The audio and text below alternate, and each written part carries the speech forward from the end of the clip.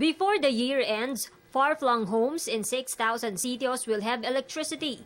President Aquino assured this while attending the 33rd Annual General Membership Meeting of the PhilReca, or the Philippine Rural Electric Cooperatives Association Incorporated.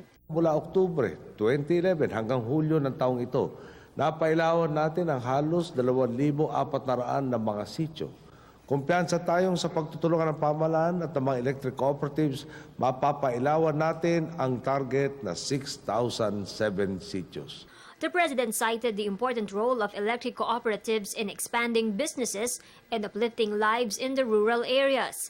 He said there shouldn't be room for corruption and abuse of power. Sa mga nagbabalak na umabusot mangutong sa pwesto, siyempre may babala po para sa inyo. Kami mismo ni Secretary Almendra sa mamumuno sa pagbabantay at pagpapanagot sa sino mang opisyal at kawani ng National Electrification Administration o ng kooperatiba na mapapatunayang sangkot sa anumang anomalya.